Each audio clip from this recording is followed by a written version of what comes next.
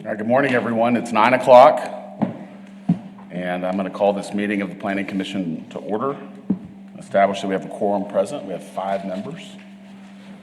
So we're going to move forward. We may have one more join us. Not sure. Nope, we're going to stick with 5. Okay. First item is the consent agenda. The commission may request for a consent agenda item to be moved to the regular agenda for presentation and public comment. Otherwise, the consent agenda will be considered in one vote. All items on the consent agenda have been recommended for approval by staff with no opposition received to date. Since some of the items on the consent agenda may require a public hearing, the commission will accept public comment on any item on the consent agenda in one public hearing. So there are the meeting minutes from last month and renewals for 7 short-term rentals. 3101 Sierra, 2227 San Antonio, 2536 Colorado, 221 North Oxford, 2802 Houston, 3834 Old Post Road, and 102 West Avenue I. I'm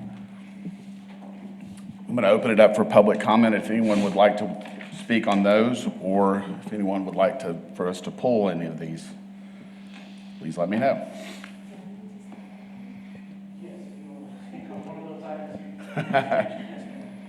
Good morning. And if you would state your name and either address or single member district, please. Lisa Valero, 2731 Waco Street, and so I was gonna comment on the Houston. Okay. I'm all for it, but I already spoke to Ray right here. Somebody else had told me that I couldn't have an Airbnb within 300 feet. And so my house, I think, is within 300 feet. Right.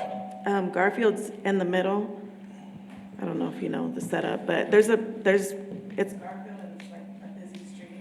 Okay. And then we're like catty corner. Okay. So, but I guess she said there was nothing, it is what it is, basically. Okay, so you have an interest in maybe applying to be a short-term rental? Yeah, my house has been sitting there by itself, like, I'm not doing anything with it. So Right. Everything's new on it, it just sits there, so it was like, I've wanted to do it, I just haven't done it. So I may defer to Aaron on this, but I think the way that we're set up, have the revisions to the ordinance been adopted by the city council? Yes, they have been adopted by city council, and they have an effective date of June 1st. Okay, so that's in about a week and a half that the changes will take place. There is a provision within the revisions that have been made that limits short-term rentals to no more than 500 feet. So if your house is within 500 feet of a current short-term rental, you would not be able to apply to And have a that just short-term goes rental. on like forever, like he has, since he did it first, and, Well, there's an annual review process that's part of the revisions. And so I believe it's June 1st of every year. All of the short-term rentals will come in to a renewal cycle. And if an existing short-term rental does not pay the fees to continue to operate as a short-term rental, they would fall out of the system. And anyone that wished to apply, if they were within that 500-foot area, could at that point turn in an application to become a short-term rental. okay. That doesn't eliminate long-term rental, just short-term. Right, 30 days or less. Yeah, 30 days or less, that's okay, correct. thank You can you. still rent it out, just has to be longer than 30 days. Right, okay. Okay, that's what I needed to know. I was just told by somebody and I didn't really believe what they said. Yes, ma'am. But thank you, I appreciate it. Okay, thank you. All right, does anyone else wish to speak on the consent agenda? All right, I'm going to close public comment and take a motion. On the consent agenda, yes, sir. I haven't gotten to the regular agenda yet. I'll make a motion to approve as presented. Second. Okay, we have a motion by Brittany and a second by Candy. to approve the consent agenda. All in favor, say aye. Aye. Opposed? 5-0. Okay, regular agenda, subdivision plats. The Planning Commission has final authority for approval. Appeals may be directed to the City Council. Item 1, PP 2402, Nauman Addition.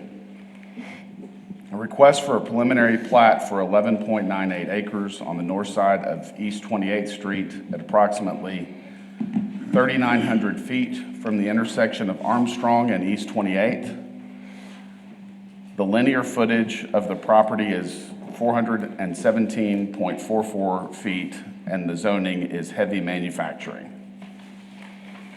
Mr. Vanoy. Good morning, Planning Commission. Aaron Vanoy, Planning and Development Services Director. This is the Nauman Addition on the north side of East 28th. You can see here on the screen, there's the approximately 12-acre, 11.98 acre tract that's out of the F. Tankersley survey. It is a very large survey. You'll see in one of the slides in just a moment the linear distance for, I was going to see if this is working, but it's not. But the linear distance for the street that would go, that's 28th Street from Armstrong all the way over to the railroad to the east. But this is in light manufacturing and it abuts heavy manufacturing, District 4, Miss Gonzalez, and in the Paulan neighborhood. So here again is the actual plat.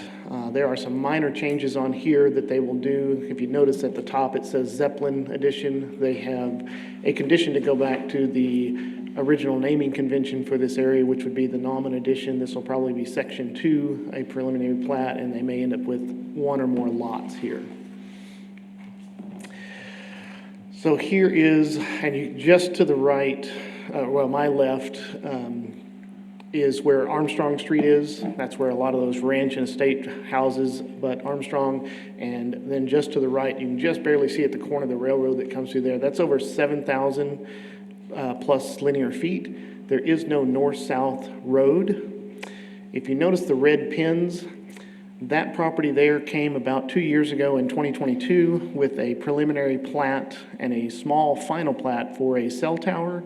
And they preliminary platted an access easement that goes north up to the extent of theirs.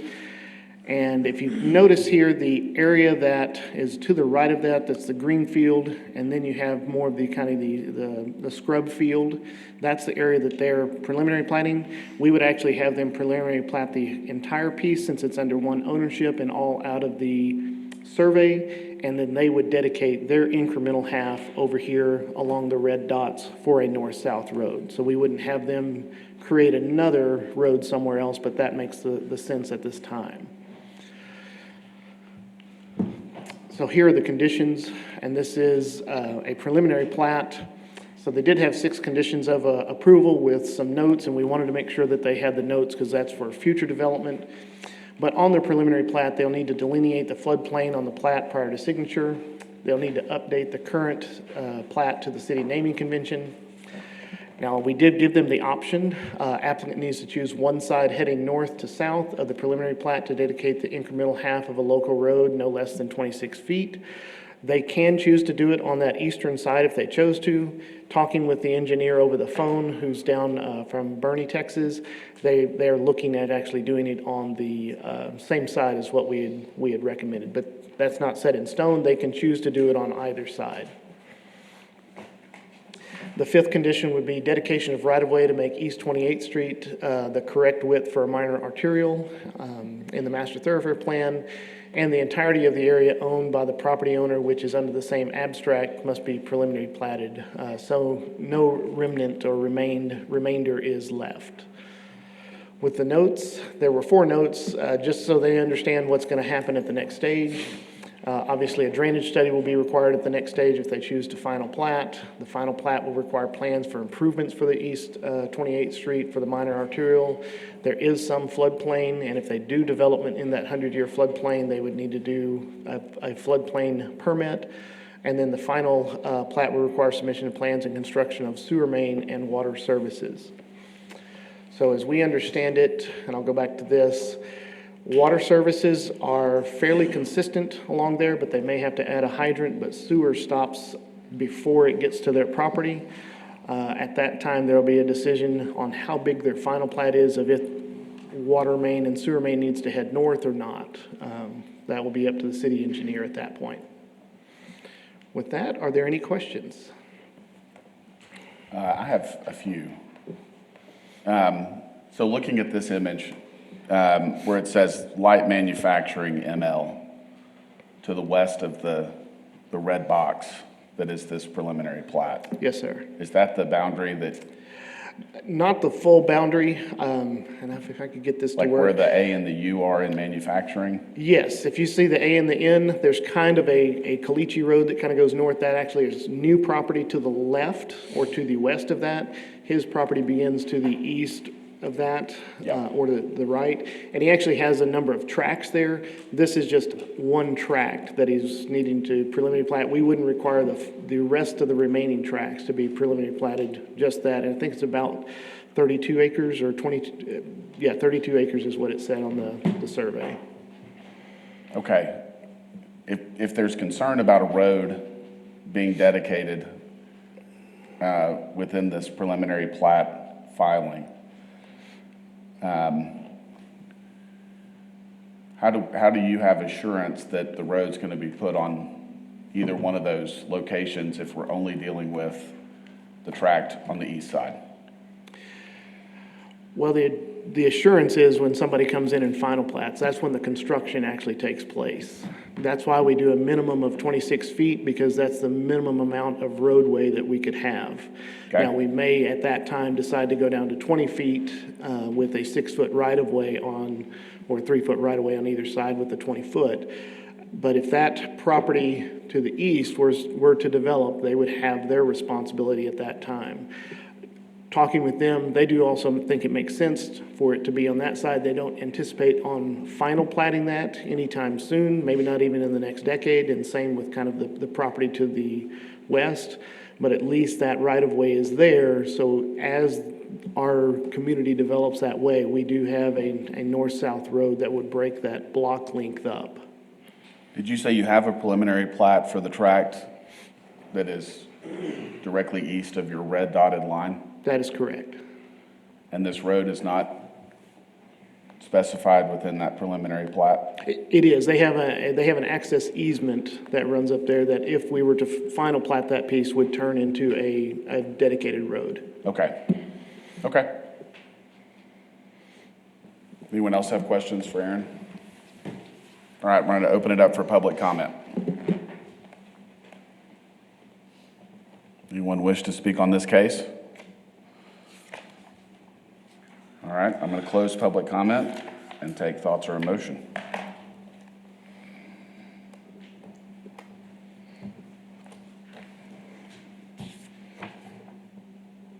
Move to approve. As presented. Second. All right, we have a motion and a second to approve as presented. All in favor, say aye. Aye. Opposed? 5-0. FP 2412, Reyes Edition, Section 2, request to subdivide a property at the intersection of Grape Creek Road and Nutmeg. Private road being 3.5 acres to the Reyes Edition, Section 2. Property is located in the ETJ area. Yes, thank you. So this is a final plat for the Reyes Edition, Section 2. There is a 3.5 acre tract right here off of Grape Creek Road and Nutmeg. Nutmeg is a private road and actually private property. This is in the ETJ on the north side of our town. You can see Grape Creek Road goes here, and it just to the north of this image, it turns and then connects into 87. So this is getting fairly close to the where the future interstate could come through. It's actually going to be on the opposite side, a little bit higher of this, but this is an area that could have development in the next 15 to 20 years of more development in that area. What they're doing here, you can see the two structures on site. They have it was a Reyes diesel service and then a home to the back, and they're simply splitting the property and creating a flag lot that's going to come to Grape Creek Road and then the other will front on Grape Creek Road as well. And I'll show you that. I turned it this way just so we could see a little bit bigger. It's not the best image. It's hard to do those tall images on our PowerPoint. But again, you can see Grape Creek Road here on the right side. Nutmeg would be at the bottom. And of course, you see Lot 1 and then Lot 2. And you see that they have a 25-foot flag, width flag up there at the top for Lot 2 to touch Grape Creek Road, which meets our subdivision ordinance. With that, we do recommend approval. We have 4 conditions of approval and 2 notes. Of course, provide the tax certificate, dedicate the incremental half of necessary right-of-way to meet a minor arterial, prepare and submit plans to add roadway to Grape Creek Road to meet the minimum for a minor arterial. We did not receive variances for either one of those, so variances are not under consideration at this time for either one of those. And then install sidewalks per the subdivision ordinance. It is a minor arterial, so it triggers sidewalks. They do have a waiver process that they can go through, that they can submit a waiver to the Director of Planning and Development Services and allow the planning director and the city engineer to evaluate that. The 2 notes are, this lot's located in the ETJ, and so the Concho Valley Governments has addressing authority. And there is the potential, based on what we see, is a new approach to Grape Creek Road will be required unless the plat is submitted with a shared access agreement between Lot 1 and 2. And let me see if I can go back to that image. So Lot 1 actually has a metal pipe fence all the way around it up to where that driveway would be at the flag lot.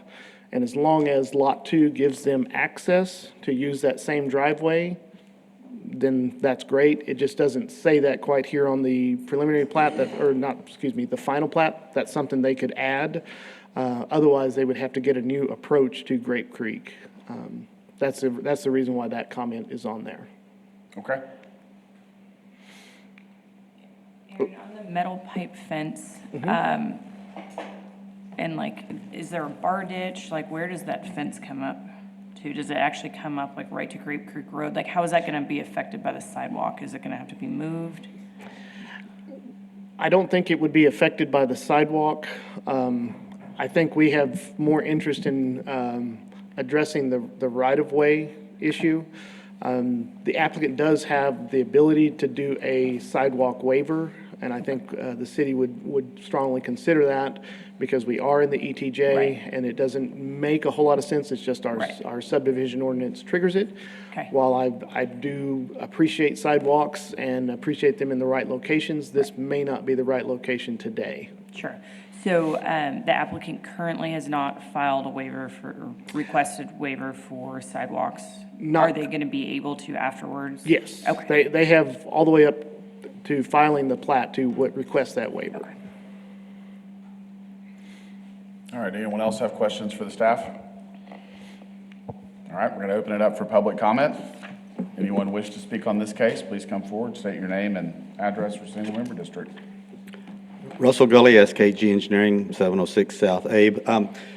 On this one, and I know Mr. Benoit said that we didn't put a variance request in for the street width. Talking to the developer applicant on this, I think they would like that to be considered, so I guess we're either asking for that to be considered or putting out, if we need to, table this for the next meeting, and we'll make a variance request for the next meeting.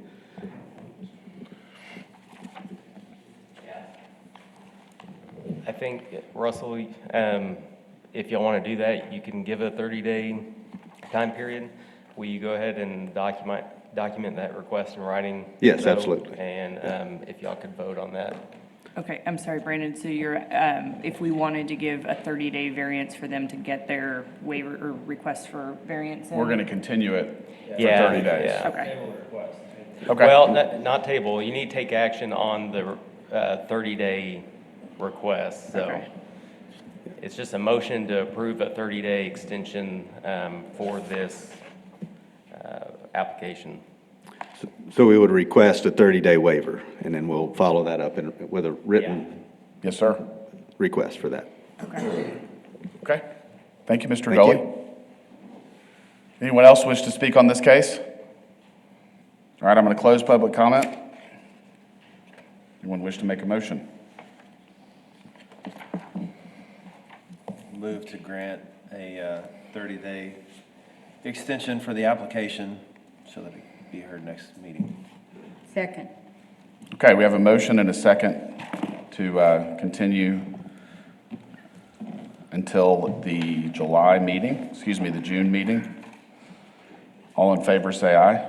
Aye. Aye, opposed? 5-0.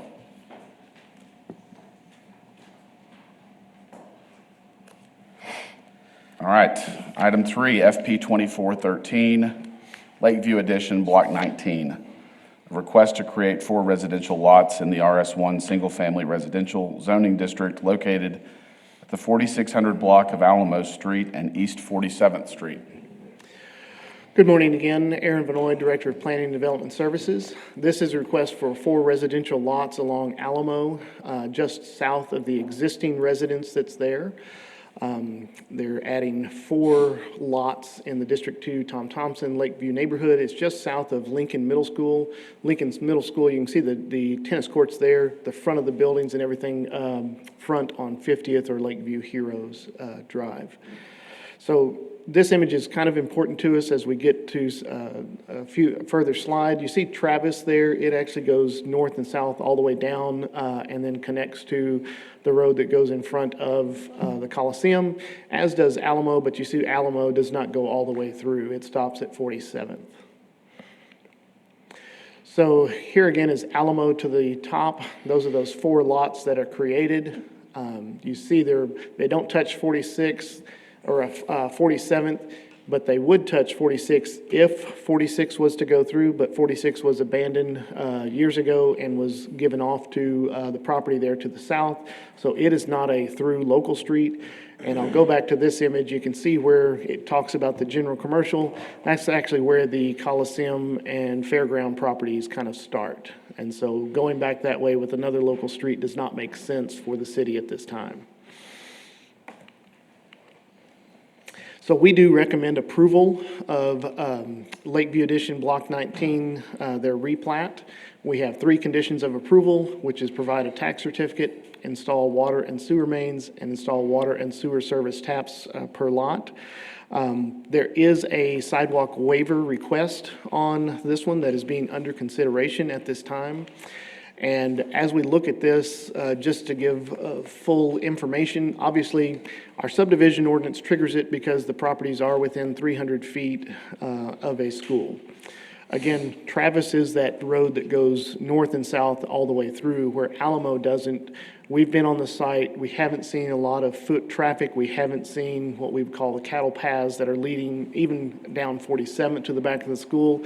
The further you go south, there are not, but I think a total of 4 single-family homes on this entire stretch of Alamo, all the way down to the street that goes right in front of the Coliseum. And so we're very likely going to potentially waive that sidewalk for this. Had it been on Travis, that's probably a safe route to schools. It would make a lot more sense. That's where the north-south sidewalk connects in and where the crosswalks are. But at this time, just for full disclosure, we're considering that waiver for the sidewalks. Therefore, it's not a condition of the plat at this time. Any questions? Do we need to consider granting the waiver for sidewalks, or can that be done administratively? It's done administratively. If Okay. we were to deny it, then they could appeal to the Planning Commission. Okay. All right, anyone have questions on this case? Going to open it up for public comment. Thank you, Mr. Vanoy. Russell Gully, SKG Engineering, Single Member District 2 for this one, would ask your approval as presented, and happy to answer any questions. Thank you, Russell. Thank you. Anyone have questions? All right. Thank you, sir. Anyone else wish to speak on this case?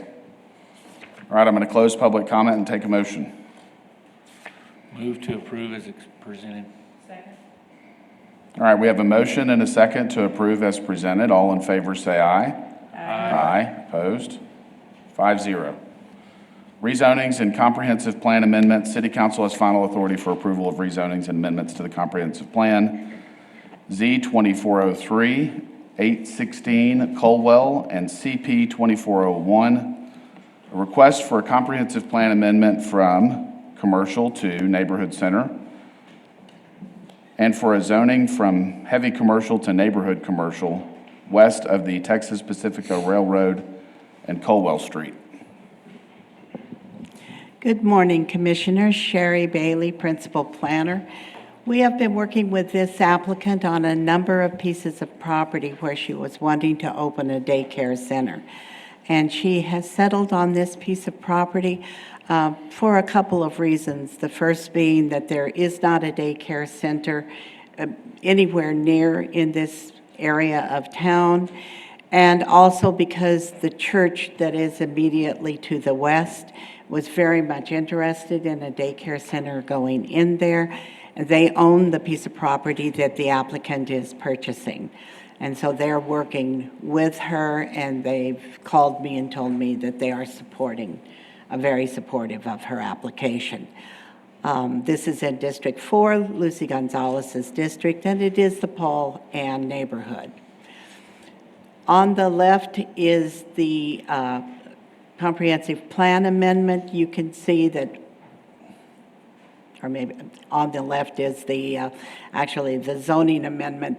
You can see that the property is right now zoned heavy commercial. There were a couple of reasons that she wanted to go to the neighborhood commercial. Mainly, she did not want to put a daycare center within that heavy commercial zoning, and her financing supports that change. When we looked at the comprehensive plan amendment, it's all commercial except for the area where the church is, and beyond that, and that went to transitional. So we went to looking with the neighborhood commercial to secure that to go along with the zoning. So you have both changes before you, the comprehensive plan amendment and the zone change. We sent out 24 notices. We received 1 in support. We had none in opposition. In looking at this, the overall plan is compatible with the city's comprehensive plan. It's definitely a need within that area. It's consistent with the city's zoning ordinance, and since the intent is a commercial use, but a very mild commercial use, the neighborhood commercial made sense to do it for a child care center. We believe that there is no effect on the natural environment in this area. We believe that this facility definitely would meet a community need. In fact, if you look from a bird's eye view at this piece of property to the north and east, there is some heavy or light manufacturing uses up there with a lot of employees. And we had a couple of phone calls from those people who said, yes, they were definitely looking for a daycare center in that area. And we do believe that the use is compatible with the transition of the area, with the needs of that area. And so staff is recommending approval of the rezoning from heavy commercial to neighborhood commercial, and approval of the comprehensive plan amendment from commercial to neighborhood center. Whoops. And with that, are there any questions? Anyone have questions for the staff? Sure, can you go back to the colored slides again? Okay, so, oh, sorry, the other one. That one? What is down in the right-hand corner, the unusual shaped lot? Is that some sort of commercial, what is that? Great, okay. Yeah, I think it's Yes. a grain elevator. Okay. And then one more slide back, please. There we go. So the railroad peaks just to that right corner by that green elevator. That's why that green elevator. Okay, so changing the usage of the area is not impacting future use, like, again, if the grain elevator burnt down? Right, Would they no. be able to rebuild? Yeah, they'd be fine. Okay, that's all I have. It's good. Okay? Thank you. We're going to open it up for public comment. Anyone wish to speak on this case? Please come forward. All right, we're going to close public comment and take thoughts or emotion. Motion to approve is presented. Second. All right, we have a motion and a second to approve as presented. All in favor, say aye. Aye. Opposed? 5-0. Item 2, Z2402 and CP2402, Concho Development rezoning. A request for approval of a zone change from light manufacturing to single-family residential RS1 and single-family residential to general commercial, and a comprehensive plan amendment from neighborhood and neighborhood center to commercial. The property at the preliminary address 3510 Christoval Road. Good morning, Ray Lineberry, planner. You had the plat last month for this that went through, and now they're coming back to rezone it. So it is a request to rezone from light manufacturing and RS1 to general commercial. It is 5.519 acres. District 1, Tommy Hebert in the Glenmore neighborhood. And then this slide is the comprehensive plan amendment and that doesn't work. Okay. So the light pink and the yellow are the areas that would be amended from neighborhood center and residential to commercial. So we would bring that red over. We mailed out 24 notices. We did receive 6 in opposition, but we also received 4 more phone calls. Staff has, the surrounding properties are real concerned that by changing the zoning to general commercial, it's not tied to storage units. The applicant would like to build storage units, but it is not guaranteed, and you're changing the zoning, so they're afraid that something else can come in.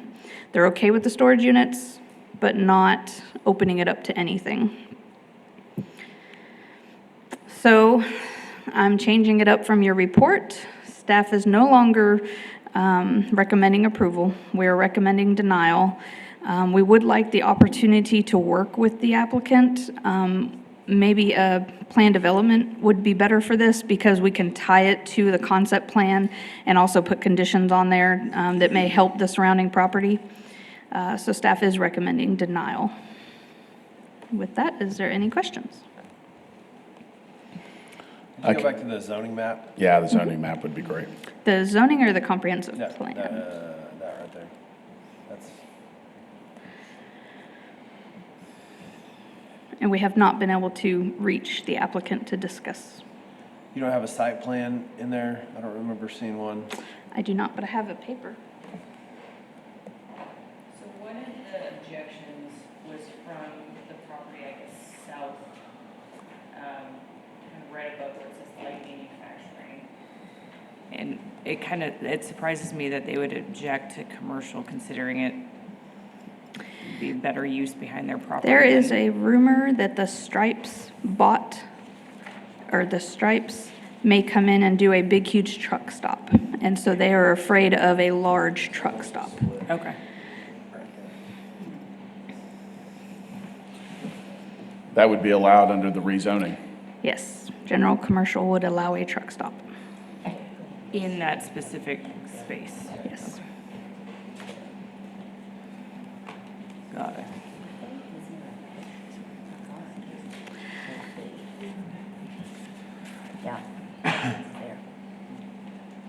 And you said you have not been able to reach the applicant at all? And if I may, Please. Chair Stribling, I'm not sure if there's anyone here to speak on this, but you may open it up for public comment. Sure. And then as you're deliberating, just remember if you're thinking about denial, then that kind of prevents them from coming back for a year. There might be the desire to table it to see if we can contact the applicant, to see if we can work through any of the issues and bring it back in June. That might be an option as well. If we deny the rezoning to general commercial, as this case is presented, they wouldn't be allowed to come in and apply under different zoning or conditions for a year? Such Yeah, as a so PD? there's exceptions to that, but it has to, they could, but it has to be more restrictive zoning for them to be able to do that, or they have to get city council to direct you guys to reconsider it, or there's some kind of zoning classification change in the vicinity that would change their request. So I would just caution you of that. Maybe Okay. you want to consider a PD. I don't know if that would be more restrictive depending on the conditions, but I do have the general conditions on a PD available, if you would like to see them. Well, we'd also have the underlying zoning of the PD for consideration. But Ray, you mentioned that some of the opposition, that they were okay with storage? Yes. Most of them made the comment of, oh, if it's storage units, that's okay, but can you guarantee me it's storage units? And we can't do that, so. Yeah, okay. Okay, anyone else have questions for the staff? I'm going to open this one up for public comment. Anyone wish to speak on this case, please come forward. Nobody. Okay. I'm going to close public comment. I'm familiar with this area. I'm familiar with this site. I'm personally, even if it was storage units, I would be concerned if I owned a house as close as some of these properties are to this site. And currently, as you see, the zoning is currently that light manufacturing would allow storage units on that side of the property. On the southern portion of it, yes. Correct. Yep. It's just probably not to the design that they may be wanting to maximize the entire property for their benefit. And what's across Crystal Bowl in the purple? I want to say it's a blank lot right now. Is it? It's Okay. CGCH is the zoning, but I Right. don't think it's ever developed, because that's right in that drainage way. Yeah. So I'm not sure that that's even a great developable lot. Okay. So I completely see the neighborhood's concern with the fact that you can't restrict it specifically to storage, which was obviously the end goal. But, I mean, if the rumor is correct and Stripes offers the owner a lot of money, I mean, there's always that enticement. So I would make a motion to table it and see if we can get a hold of the applicant in order to do potentially a PD for the area. Second. Okay, we have a motion and a second to table or continue this case to the June meeting for the Planning Commission. All in favor, say aye. Aye. Aye. Aye, opposed? 5-0. All right, item 3 is Z2404 and CP2403, 7 East 27th Street. Request for approval of a zone change for a portion of property located at 7 East 27th Street from general commercial, heavy commercial to single-family residential, and a comprehensive plan amendment from commercial to neighborhood. Good morning, Austin Reed, planner. So this request comes to you out of the Reagan neighborhood. We are in District 4, Lucy Gonzalez's district. So this is a lot where we're looking to build a single-family residence. The lot currently has 2 zones over it. Most of it's RS1, a little bit of it is CGCH. So we're looking to clean up that CGH and convert it to RS1. So this lot and the one next to it are currently under the comprehensive plan right now as commercial. We're looking to also clean that up and connect it to the neighborhood to the east.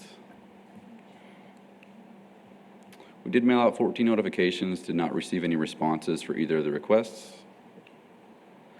Staff thinks that this request is consistent with the comprehensive plan, the zoning ordinance, and the surrounding area. We don't anticipate any environmental effects. We think that it meets the community needs for the area and that it follows a logical and orderly pattern of development. With that, we are recommending approval of both the rezoning and the comprehensive plan amendment, and if you have any questions. All right. Anyone have questions for Austin? Thank you, Austin. Thank you. I'm going to open it up for public comment.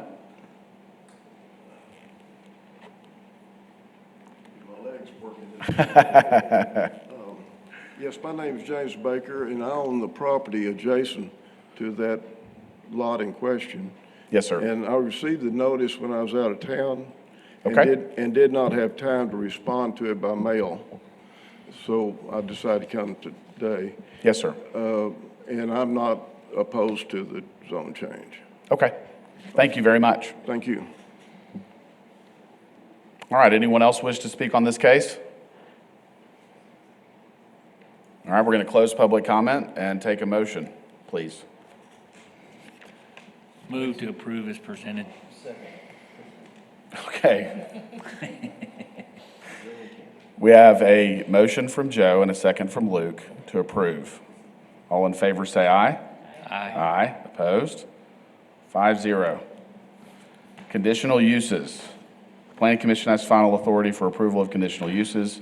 Appeals may be directed to the City Council. There are 5 conditional use cases. They are all short-term rentals, and I'm assuming it's probably the reason the rest of y'all are still here. So the first one is CU 2408, 1601 Kansas Avenue, request for conditional use for a short-term rental. Thank Austin. you. Austin Reed, planner. So this request comes to you out of the Rio Vista neighborhood. We are in District 1. This is technically a request for a new short-term rental, but this address did have an approved conditional use for a short-term rental a little over a year ago. They did expire by a couple months, so they're here again. When we talked to the applicant, they said they had not yet operated. We did check with code and police, and we don't have anything to mention there. We mailed out 20 notifications, did not receive any in favor, and we received 2 in opposition. The opposition just kind of expressed opposition towards short-term rentals in general. So this is a look at the neighborhood overall. This is one of 2 current short-term rentals in the Rio Vista neighborhood. The other one does not have their CO yet. We are recommending approval, subject to 3 conditions: that they maintain their off-street parking, that they obtain a CO, and that they obtain and comply with an annual safety inspection. We do also have a note that renewal is required every June, beginning in June of '25. And if you have any questions, I'd be happy to answer. Yeah, just to clarify, Austin, you indicated that this property had been approved for a short-term rental before, That is correct. but has not operated as a short-term rental. That is correct as well. Fell out of the system, and now they're reapplying, Yes. starting over. Yes. Okay. Thank you. Anyone have questions for Austin? All right, we're going to open it up for public comment, if I could speak.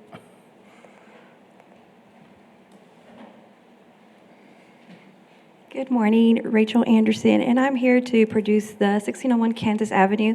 The owners of Winds reached out to me personally, and they did try to come in last year and start the Airbnb. They said they had trouble just trying to understand the whole process, and they just kind of just stopped. And so it has been sitting by fully furnished, just there. So we're hoping to just get it back up and going. I'll be the one to handle the Airbnb. Okay. Y'all have any questions for me? Any questions for Rachel? Okay, Thank thank y'all. you.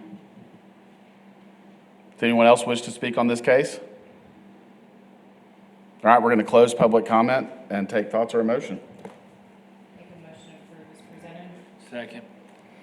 All right, we have a motion by Brittany, second by Joe to approve. All in favor, say aye. Aye. Aye. Opposed? 5-0. Case 2, CU 2409, 2650 University Avenue. Request for conditional use for a short-term rental. Good morning, Ray Lineberry again.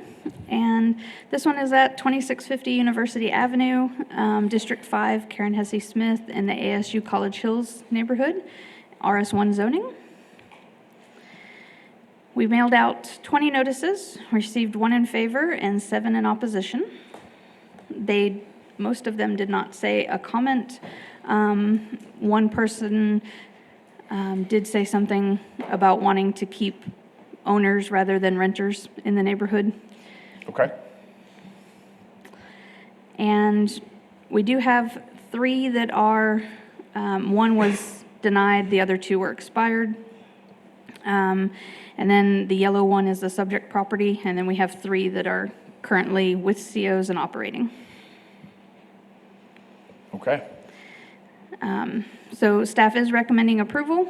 They maintain their parking, they obtain a certificate of occupancy and comply with an annual safety inspection, along with the new note of renewing every June, beginning in 2025.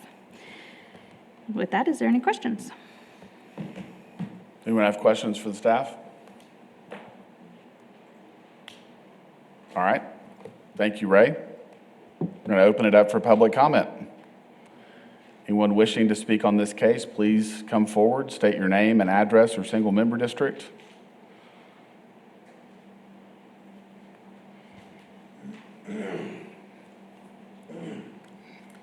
Good morning. I'm Claire Peterson. I'm the owner of 2650 University Avenue and actually a current owner of a short-term rental in Chasing Cars at 1817 A&M Avenue. And in a culture and climate of negativity and adversity, it has been our experience that bringing a short-term rental and Airbnb to the neighborhood has brought nothing but positivity. Let me give you details. We have had 4 people stop their vehicles and either knock on our door or catch us working out in the yard and say, thank you. Thank you for changing our neighborhood. Thank you for making me smile again when I drive by. My next door neighbor just 2 days ago said, I've never mowed my lawn. You've got me mowing my lawn. They love the Airbnb. In our minds, an Airbnb and a short-term rental neighbor is a perfect neighbor. An Airbnb provides guest vetting, screens for possible parties, enforces rules put in place by the host, such as quiet hours from 10 o'clock p.m. to 8 o'clock a.m., no pets, and the hiking rule, pack it in and pack it out. In a perfect world, neighbors who have the privilege and my pure respect to approve or oppose would have done their due diligence by at least stopping by and asking our plans and thoughts on moving forward. I think we would have had 7 approves as we had them in the forefront of our thoughts.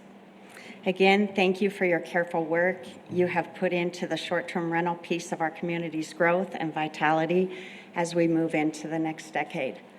I am economic development certified, and I completely understand the work that goes into this. So I appreciate it, and I respect your decision. Okay. Thank you, Claire.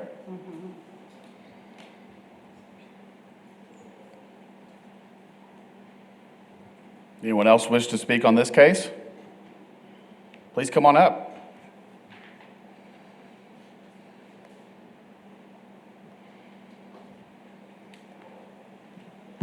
Good morning. My name is William Teague.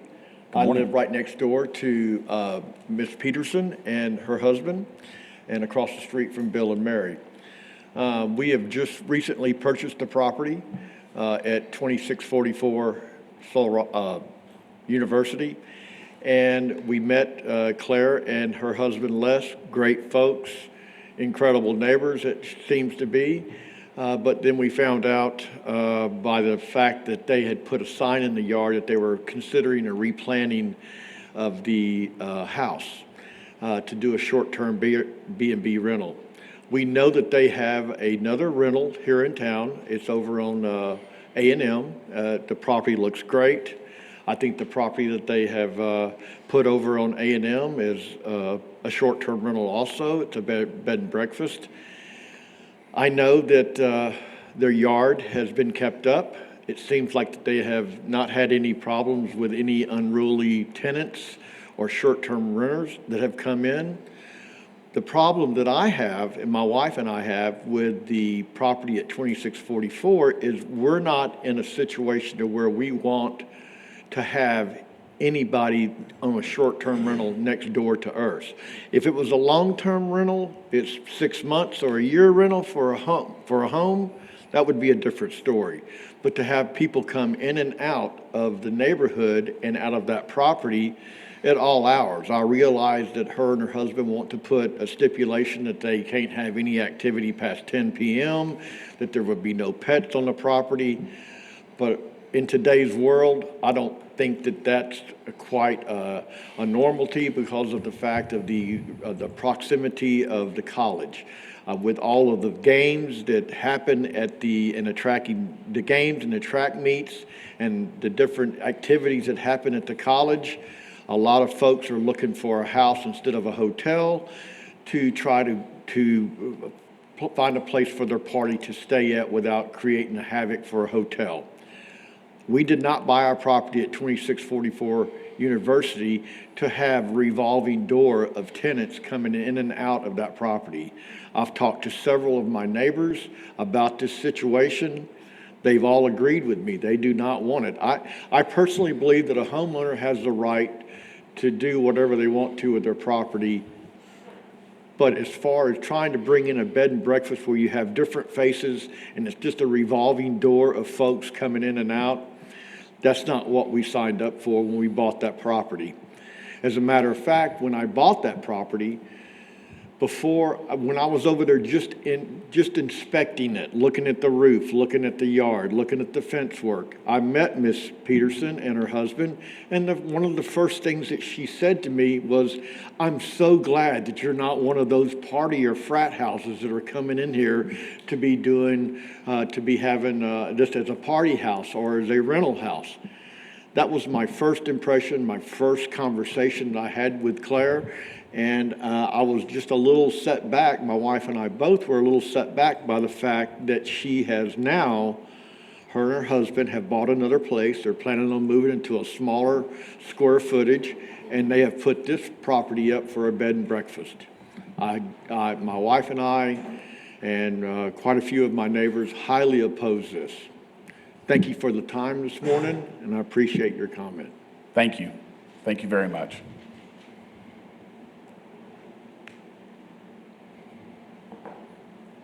Yes, sir. Come on forward, please.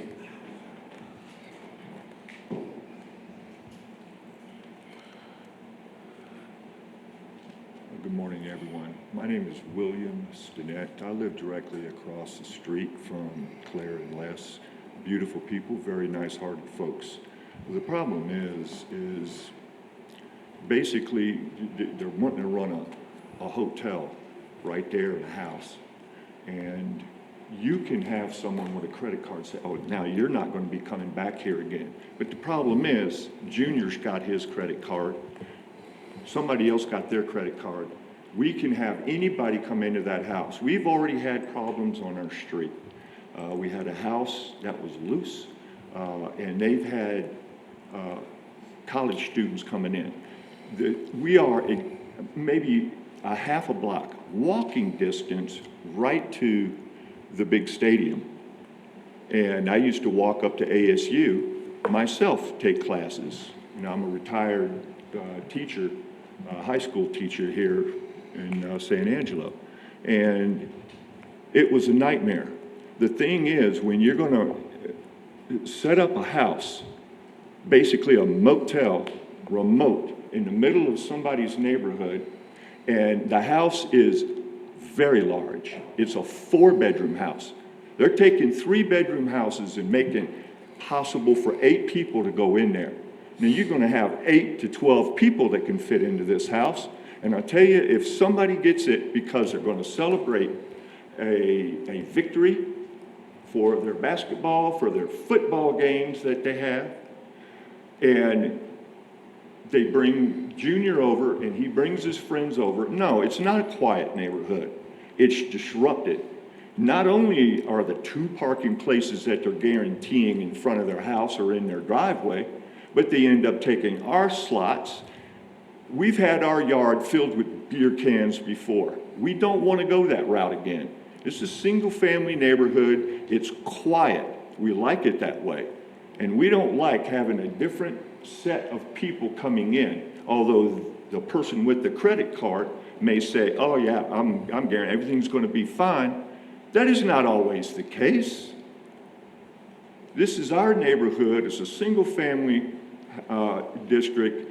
We want to keep it that way. We want to know our neighbors, like the one that just moved in, Anna and her young son, Jet. You know, single mom with her baby child. And our next door neighbor, Marilyn, who just lost her husband, who's frail and needs help. We know our neighbors. Anna's already come over and got some baking powder from us, you know? We want to know our neighbors and not strange people that's pulling up in the middle of the night, doors closing, walking around, you know? This is not fair to us. And we shouldn't have to go to her saying this is what's going on. I didn't know what was going on. And then my wife said, and then the neighbor goes, "Oh, they're looking at doing this and we get this letter in the mail. If you've seen the results on there, then it shows you how many people are in favor and how many people are in opposition right in that neighborhood, right there. They're asking you, they're pleading with you, they're saying no. If they want a rental, establish a rental then, not a revolving door where we don't know who is in our neighborhood at any given time. And not only who the credit card holder is, it's going to be putting the money in there, but who the guests are that are also coming to that house. The guarantees that are always, oh, we can do this and that is not the case. We can't even get a police department to come out for a barking dog that goes all night long, all night long, all night long. Oh no, just call in and do a complaint, and it'll catch up eventually. And we see the same things occurring. We don't want this in our neighborhood. The previous owner right next door, he don't want that. And I'm right across the street, I don't want it. And the others that are not here, they didn't voice any favor toward this at all as we were talking with them in the neighborhood. I appreciate your time. And I really hope you don't sit there for the sake of money for this town. Take our neighborhoods and start degrading them, because this is what it is. It's a degradation of our neighborhood. Don't sit there and rubber stamp, please. Don't do that to us. We've come here. This is my anniversary, me and my wife's anniversary of 46 years. But instead of going out for breakfast this morning, we sat in here waiting. This is how much we care about this. And we really appreciate your consideration, before you turn around and say, approved. Please. Thank you for your time. Thank you, William. All right, does anyone else wish to speak on this case?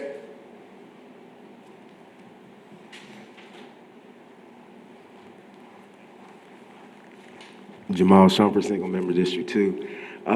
Seems like y'all have a real situation here, because the last agenda item, you guys listened to those citizens and denied or tabled it. I'm just waiting to see what you're going to say about this one. Thank you. Thank you. All right, anyone else wish to speak on this case? All right, I'm going to close public comment and take thoughts or emotion. I personally would like to start. Short-term rentals are controversial. I think that's an understatement. We have very polarizing opposition, some in favor, some opposed. And we have very carefully and thoughtfully gone through the process of establishing an ordinance that regulates short-term rentals within our community. I think Mr. Vinoy could give you some numbers on the operators that have not gone through the process that Ms. Peterson and others that are on our agenda today have gone through. And I commend the operators for following the guidelines that the city has set forth and hope that others will fall in line and do the same. But what we understand that's been made clear to us from these discussions is, and I think Aaron very carefully and smartly presented this in our joint meeting. There are three options for us as a city to deal with short-term rentals. We can ban them outright, which I think the opposition of this short-term rental and others in the community would want. But we've seen case law that's come through already in the state that's established that short-term rentals are considered a residential use. So we establish an ordinance that bans them, and we're going to be back in this room in the near future probably talking about allowing them because they're going to be allowed by right. Option two would be to do nothing and allow them to go anywhere, anytime. We have a lot of operators that have done that. They're circumventing the system. They're not paying their hotel occupancy tax. They're not getting inspected by the building department and the fire marshal's office to make sure that the structures are safe for the folks that are coming into the community. Option 3 is to have an ordinance where we regulate them, where we establish distances within these neighborhoods so that we're not overrun with short-term rentals, but we're allowing them, because we feel they're going to be allowed by right, we just want to put limits on how many we get in neighborhoods. And that's what we've settled on. So here I sit this morning. Personally, it's hard for me to deny this case because there doesn't seem to be specific, compelling evidence for denying this short-term rental. There's not something that's unique to this property that, in my opinion, would keep it from being a short-term rental just like any other applicant that had come in. And I'm sorry that the folks that are nearby are upset about it. I understand your frustration, and we're doing everything that we can to... Sorry, did you have something you wanted to say, sir? Yes. Please come forward. Please come forward. I'm going to open public comment for this gentleman. I don't understand why you even bother sending out these little handouts for us to cut out and send. And I knew that was going to happen. I knew you were going to sit here and justify, oh, because of this, and well, maybe it'll be law in the future anyway. We're going to have to comply, so we're just going to just make it where there's not so many in one area. Well, you had all the folks, you had 6-1 that said no, please, and still, why are you bothering? Just go ahead and give it to them then, because that's what you're doing anyway. You're completely disregarding what your constituents are asking you for. You are not here to take our best interests at hand. You're going to sit there and take business interests at hand and take a single-family district and make a motel out of it, because that's exactly what it is. And it's not going to be the same because we're a half away from the stadium. And any opportunity they can to get a house, a large structure, in order to party in, that's exactly what they're going to do. And it's already too late once it's already done. Once it's in there, it's too late. We tell you we don't want it in our neighborhood. The neighbors say they don't want it in their neighborhood. You're going to do it anyway. That's not fair. And I'm sure you're all business people that got your own stamps that got hit and your own little Airbnbs. Otherwise, you would consider what you would say. Now, option 2 is if you got the preponderance of the people around you to say no, then you got to go no. But you're not going to take that. You're going to sit there and give a walk. That's exactly what we're hearing. Okay. And I don't understand this, ladies and gentlemen. You're supposed to be representing us. The ones that are not here, the ones that are out there working, they're busting their tail for the house that they're buying on that street. They want that quiet neighborhood. Yes, they don't sir. need knuckleheads in the middle of the night. And that's exactly what we're going to get. Okay. Half away from the stadium. Okay. And I'm sure you don't see that, Mr. Stribling, but that's what's happening here. I'm giving You're you... taking it away from us. I understand, and thank you for your comments. I'm going to respond to some of your comments. I'm sorry if I was No. louder than I should Hold on, have been. I'm hold- very emotional. Please. on Hold on a this. second. Please, Let's have sir. a conversation. Hold on a second. Please. I understand that you're upset. I do. I don't own a short-term rental. I don't know if anyone else up here does, but I'm going to guess that they don't. I don't have any personal gain from the decision that we made with the ordinance. What I did, and what the rest of my colleagues and I did, was look at the choices that we had, and I think we settled on the best option for dealing with short-term rentals. We are trying to protect our community, sir. We're trying. We don't have the right to ban them outright. The courts have said that. Do the citizens around them have no rights? Mr. Just Stanley, say it's not right? Her other option is to do a long-term rental, and a long-term rental we have no control over. If it's a short-term rental and she gets a complaint, if she doesn't take care of something, we revoke that short-term rental, she can't do it anymore. But a long-term rental, we have no control over. She could move 10 college kids in there in a long-term rental, and there's nothing we could do about it. You know what I'm saying? And so that's why I say, in some ways, It's better. is trying to say, this is a better option than a long-term rental, because the city. Here's has the other thing I'm going to say, challenges. and you may not, this may not matter to you, but I think it matters. The operators are required to provide contact information for the properties that they're operating. So, as a neighbor, if you have a problem, you're not calling the code enforcement and the police department. Your first call would be to the operator to say, this isn't operating as you indicated it would. Please fix it now. Then, if you have problems with the operator not complying, you call code enforcement, you call the police department if you have a big problem.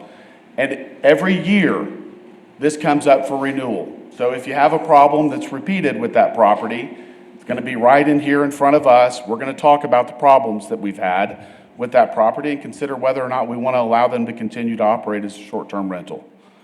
Those are options and avenues that we don't have with long-term rentals that are allowed by right, without application, without permit, without anything from the city.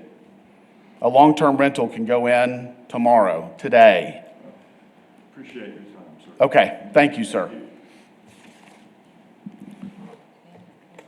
All right, I'm going to close public comment. Does anyone else wish to make thoughts or a motion, please?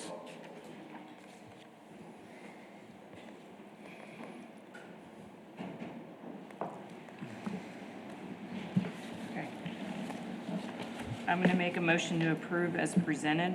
Second. Okay, we have a motion and a second to approve as presented. All in favor, say aye. Aye. Opposed?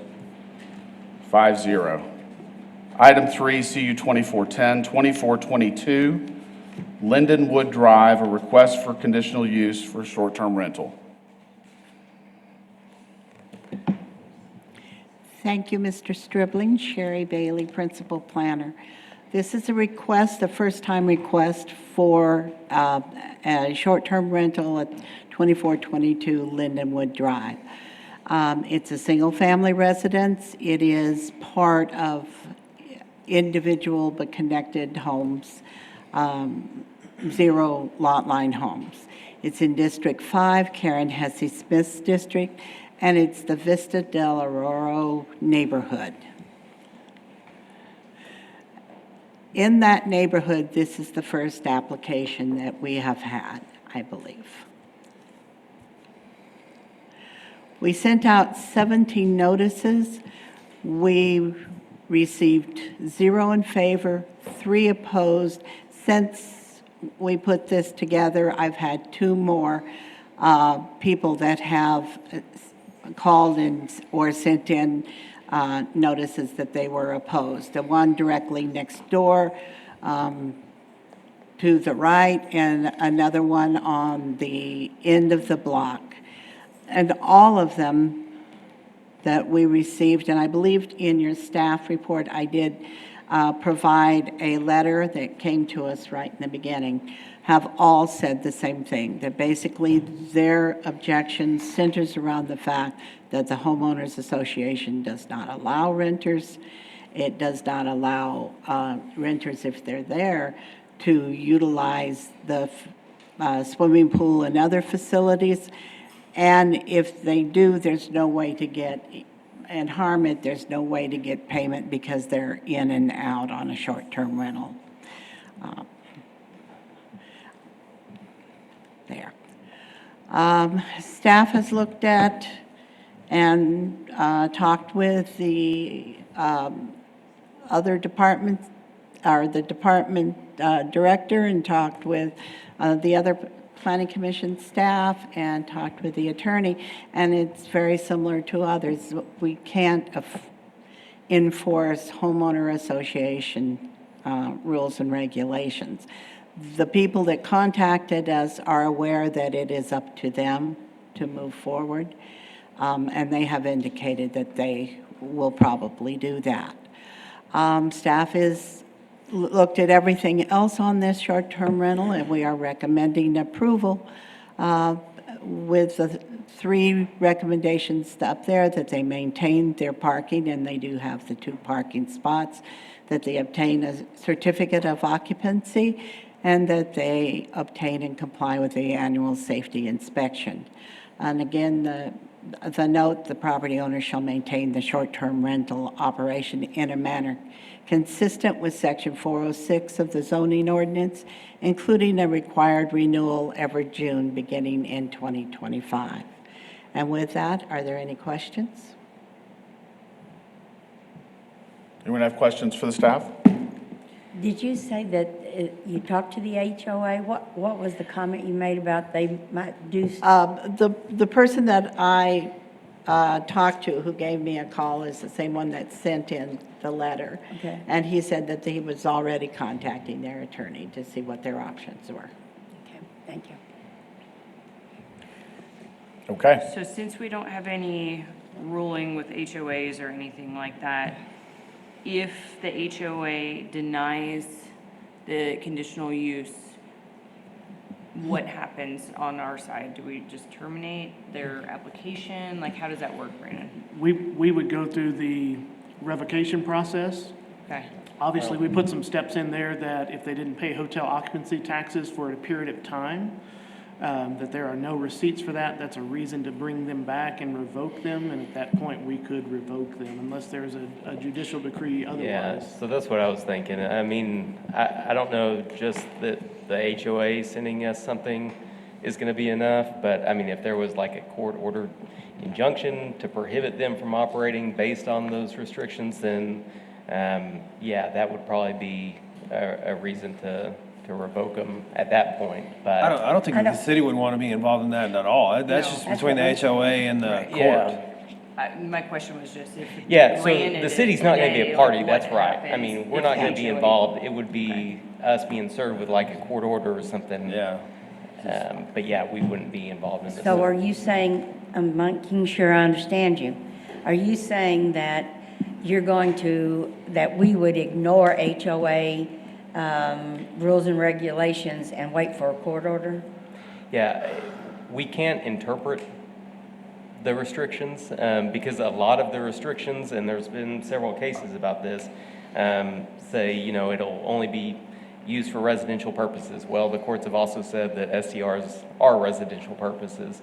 And they say you have to be very specific in the restrictions to restrict the property based on duration, like short-term rentals are.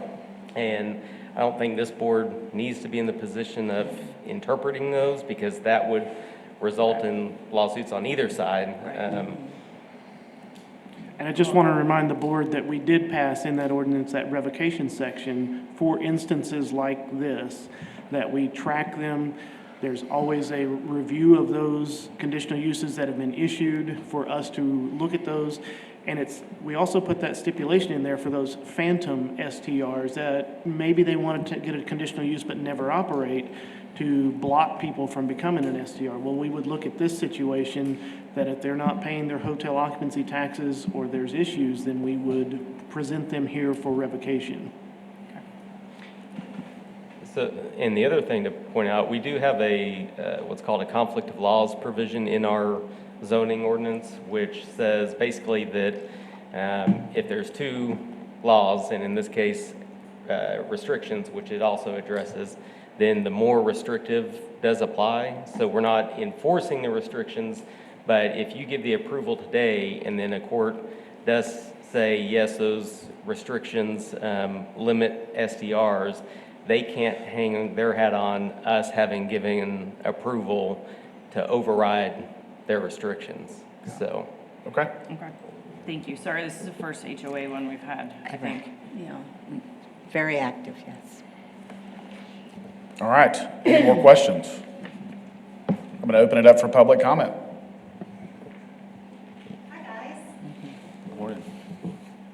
My name is Allie Jacobs. I'm the owner of 2422 Lindenwood. Number one, thank you for my many calls as I got familiar with the process and emails. I think that y'all have all fielded emails and calls from me so that I could better understand the process.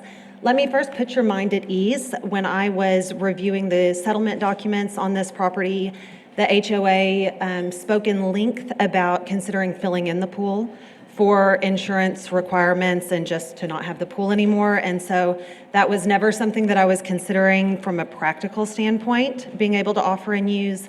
I also have the insurance for this considered use from Marsh and McClendon, which is a nationally recognized insurance, and they would not want me to offer a STR with a pool, so that was never, in practical standpoint, an offering that I was going to give, and I'm willing to, whether it's with the HOA or with this group, sign something to that effect.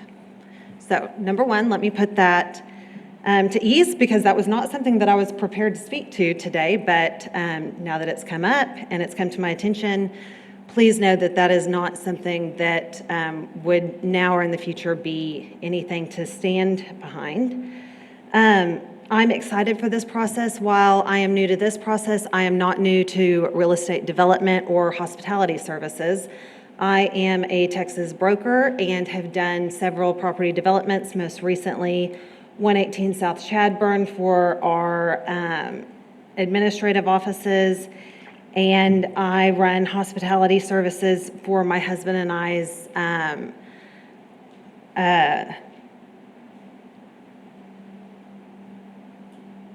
sorry, I'm kind of lightheaded.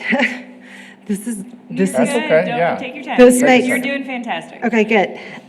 We run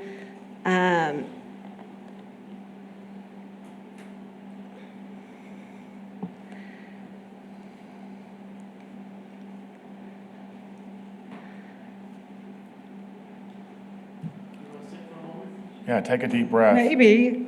It's Makes okay. me nervous. No, it's okay. Yeah, take a short break if you'd like, please. It's not a problem. Oh, Yeah. whoa, whoa, whoa, whoa, whoa, whoa, whoa, whoa.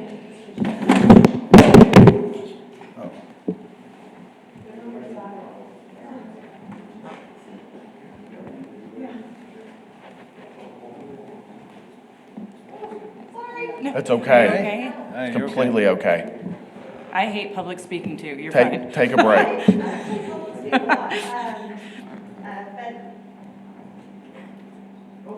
But that's it. Okay. Thank you. Thank you. Thank you, Ally.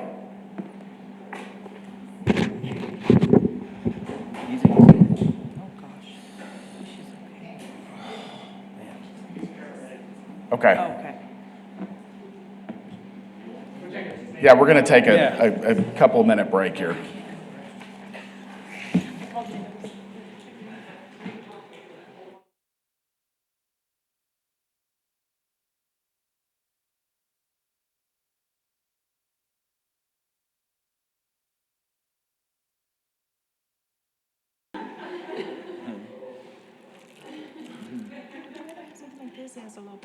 Sure, thank you. Let's put the lid back on that one. Okay. Just put it down here, but that way you can look. Thank you.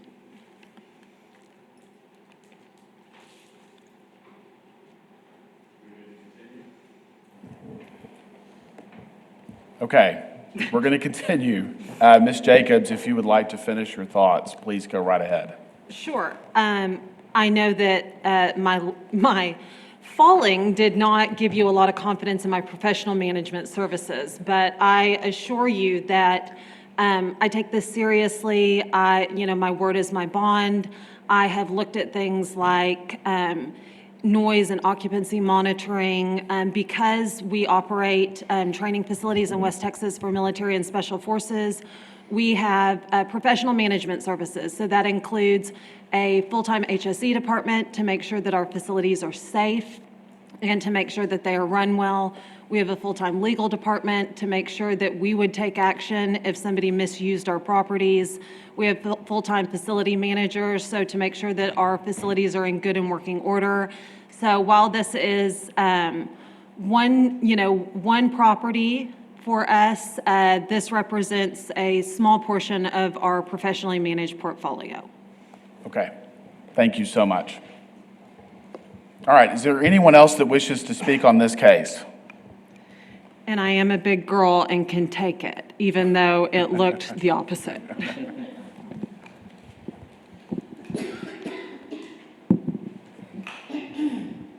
Good morning. Morning. My name is Dart Dodds. I live at 2414 Lindenwood Drive. Basically, just saying from the letter that we oppose this. I don't really have anything else to speak on.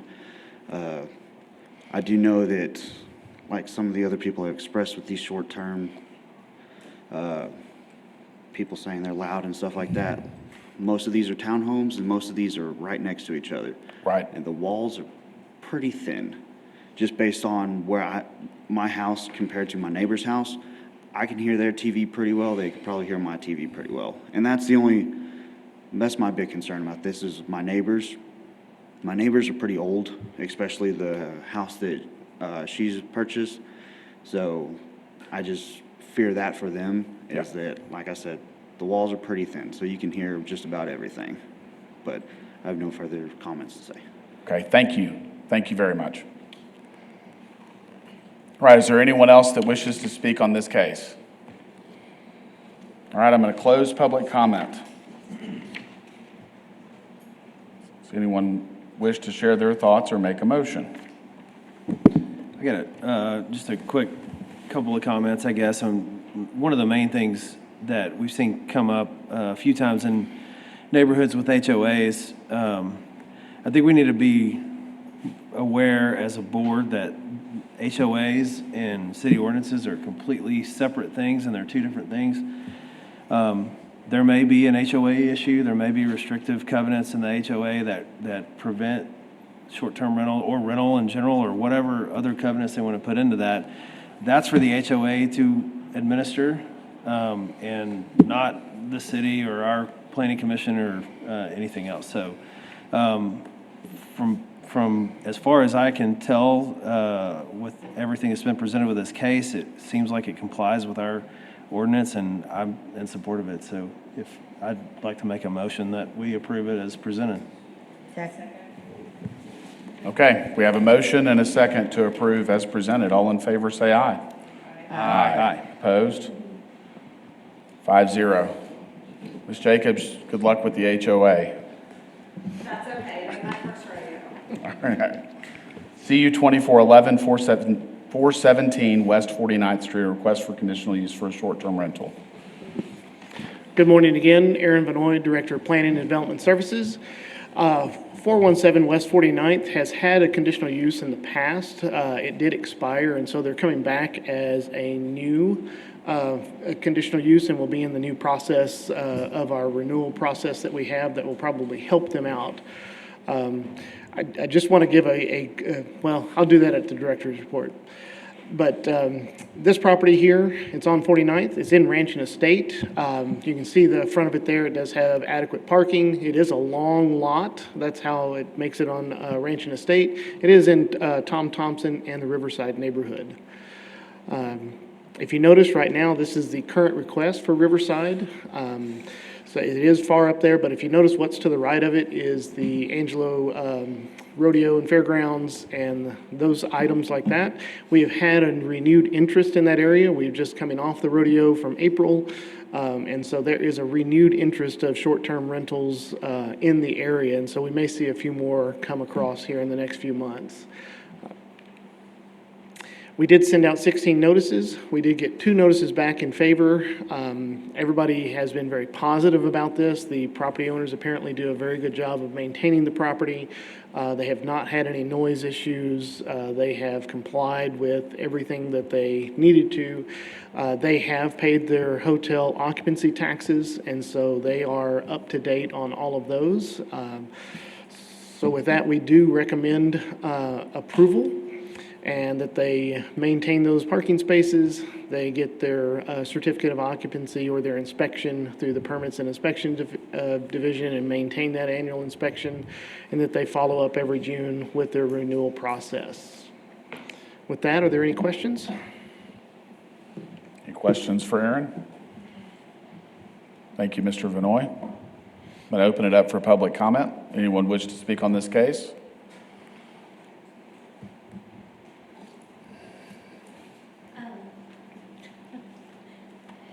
Marlinda Schmickel. I own the property next door. This is my son and daughter-in-law's property. I'm here as a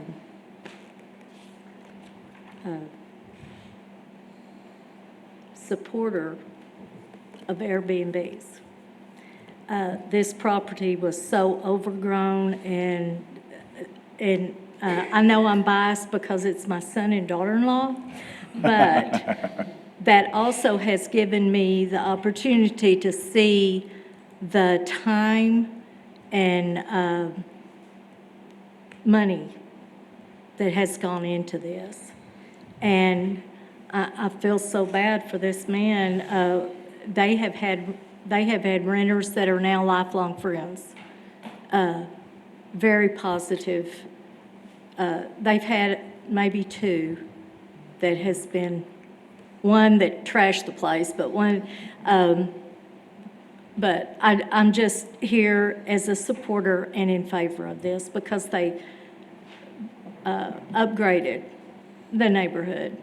And so that's all I wanted to do. I just wanted to be in support. Thank you. All right, anyone else wish to speak on this case? Jamal Shumpert, single member District 2. I think y'all should take a very good look at this. This is a great example of how Airbnb works. She's right next door to the house. Right. So anything happens, she could call the owner, let them know. The other situations, not so much. But I also had to ask, have y'all already did just comments for things not on the regular agenda? I'm sorry, I couldn't understand what you said. Like, have you had a section where you can make comments for things not on the regular agenda? No, we have not. That's at the end? That's after, we're going to have discussion items and direction request, and then public comment. Okay, all right, thank you. Okay, thank you. All right, anyone else wish to speak on this case? I'm going to close public comment and take thoughts or emotion on this one, please. Move to accept as presented. Okay, we have a motion by Joe, a second by Brittany to approve. All in favor, say aye. Aye. Aye. Opposed? 5-0. Last conditional use, number 5, CU 2412, 1009 Rio Grande Street.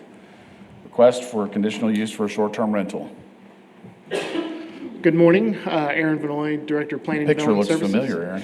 Yeah, that picture is not correct Okay. for the property. The property is at 1009 Rio Grande Street, District 5, Karen Hesse Smith, and in the central neighborhood. You see the central neighborhood is starting to get a number of short-term rentals, particularly to the south of Houston Hart. And I think that may have been one area that the young lady at the very beginning spoke about. This one is close to Central High School, but it is over the 500-foot distance, so it would not be in violation in the future. So but that kind of caps that area. You see each one of those green, they're all within 600 to 700 feet, and so there's not a whole lot of area left, particularly to the east side there. To the west side, there is some more area for short-term rentals. We did send out our notices, 19. I think we had a total of 3 in favor. I had done the slide earlier in the week, but I think I've added the 3 in your reports. Everybody spoke very highly about the property.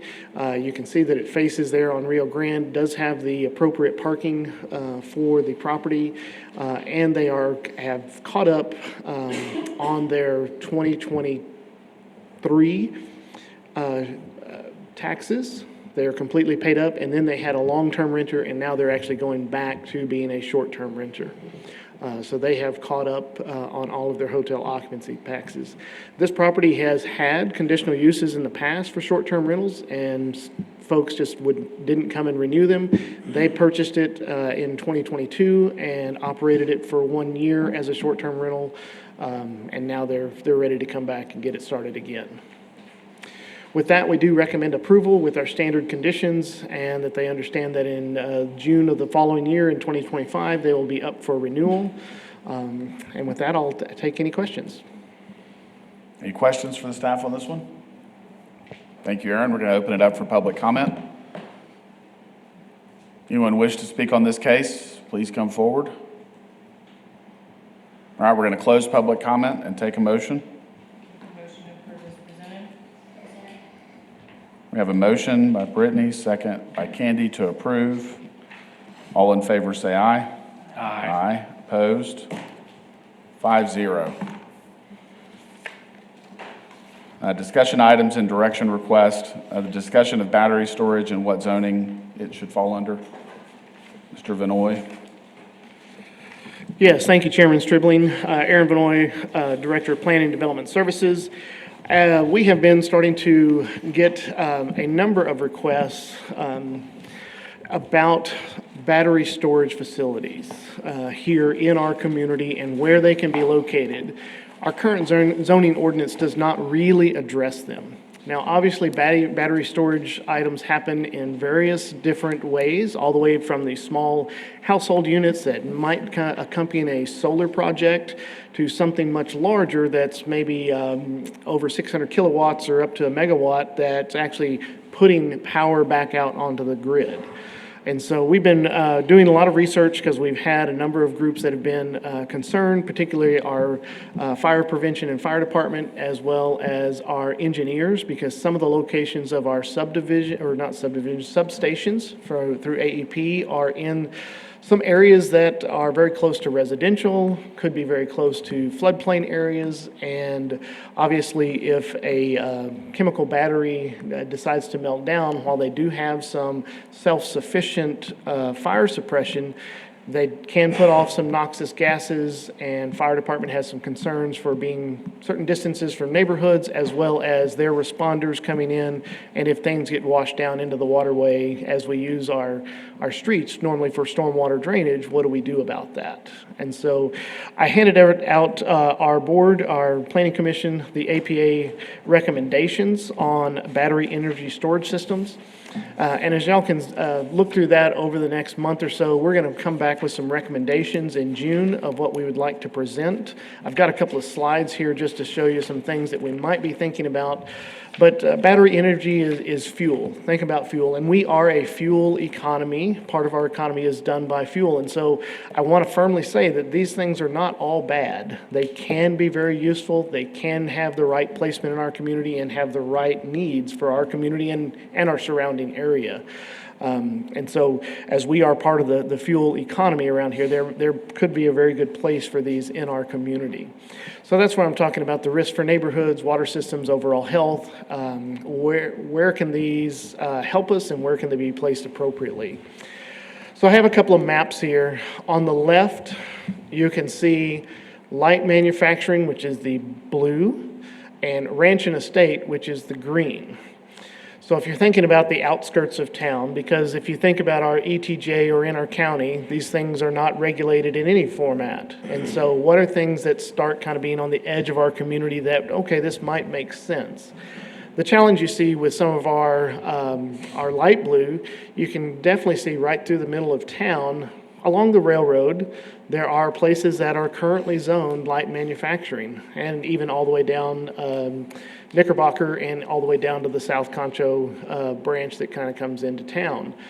So that's a little concerning of, all right, well, where exactly does that light manufacturing, how these facilities, what size facilities, where would they sit? Now you look at the ranch and estate, well, that's usually 1 acre and larger home sites. Maybe it's appropriate there, maybe it's not. And so maybe that's something that we may look at those areas of, would that be a special use case that some conditions could be placed, or a conditional use where conditions could be placed, as opposed to allowed by right. Now, if you look at the right map, those are our heavy manufacturing. Those are where our industrial sites are zoned to be. You can see there, it's very hard to see, but you can see on Old Cristoval Road coming to the south, there's a couple of sites, and then you see the larger one that's off of Gas Plant Road. There's a couple of sites there. And then really up in our northeastern quadrant is the main other areas, as well as Mueller, which is right there off of Bryant and 29th. So those are our heavy manufacturing zoning districts. That's where big things happen. Now, battery storage is energy storage. But the reason why that may fit in our industrial is because you're trying to protect the other zones around that, what makes sense. And so we're going to be doing some research to see what other communities are doing. Does it make to have some kind of buffer distance between residential? Does it make sense to have some kind of buffer distance between waterways? You know, the East Angelo Draw, you can see goes right through there, some of our heavy manufacturing. Well, that goes right into the South Concho River, which is essentially our drinking source as it goes to the east to O.H. Ivy. And so those are all things that we need to consider. Again, these items are not bad. The technology continues to evolve, and so over time, they may become very, very good thing. There's lots of green incentives right now through the federal government, but we also need to think about, well, what happens if they become decommissioned? Do they just sit there and become an environmental hazard over time? And so we need to think about those things as we bring something forward for our community so that we're still allowing our community to have some economic growth in this area, but also taking in consideration protection of us today and in the future. With that, I'll be happy to answer any questions that I can and see if this is something that y'all would like us to look forward and move something forward maybe this summer towards the early fall as an ordinance draft. Anyone have thoughts they'd like to share? I just think it's going to get bigger and bigger of an issue, so we need to start thinking about it as soon as possible. It's going to come up repeatedly. Yes, and I'm in the fire protection business, and batteries are a big hazard in fire protection. Yeah.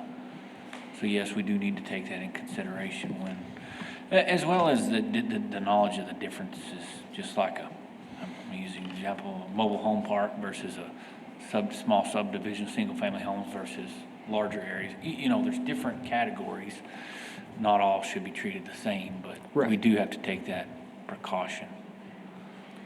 Yeah, something about the scalability of it you know, obviously we were allowing solar on our homes. They're probably, some of them are having battery storage, whether it's a garage, a closet or something. And that's probably great because we know that licensed electricians are doing those things. And I think those are good steps for our local economy and for homeowners. But like you said, there's scalability. As it gets bigger and bigger, how do you protect yourselves?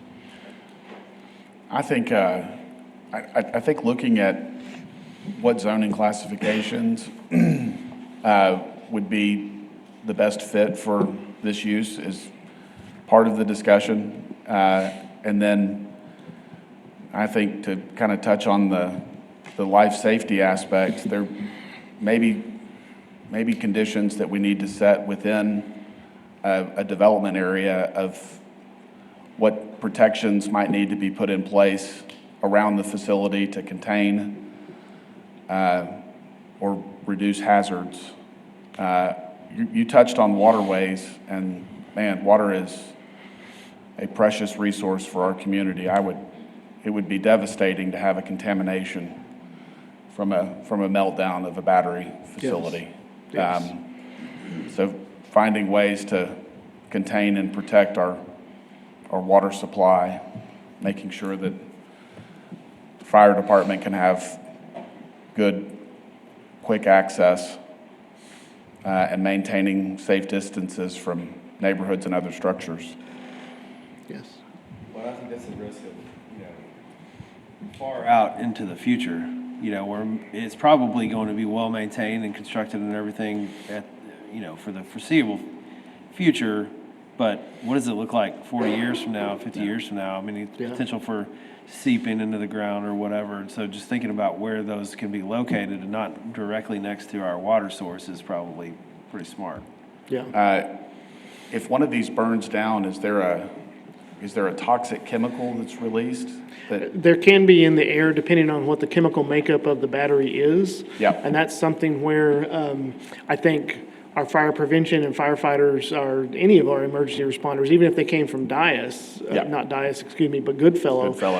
If they came from Goodfellow, they would want to know what's there and what the chemical makeup is, so they're prepared, they can train, they know what to expect. And so I think, and that goes back to Joe's talk about scalability. When you have a site that's maybe an acre size, you really want to know what's there as opposed to something that's in somebody's garage closet.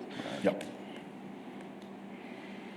Okay. All right, we'll take some of this direction and we'll bring some information back in June, and we'll start looking at what's been done and what our community thinks is best for us. Sounds great. Thank you. Thank you, Aaron. The next item is the discussion of the cultural district expansion.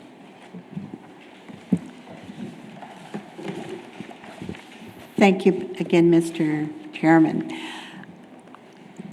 Being a planner, this is probably one of the most exciting things that you get to do. You get to really look at the community and get excited about where you are and where the community is and how can we help the community develop as it's starting to, as it's moving forward that serves both the community and the city of San Angelo both.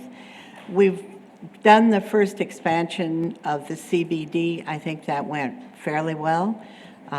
We got a lot of positive input back on that.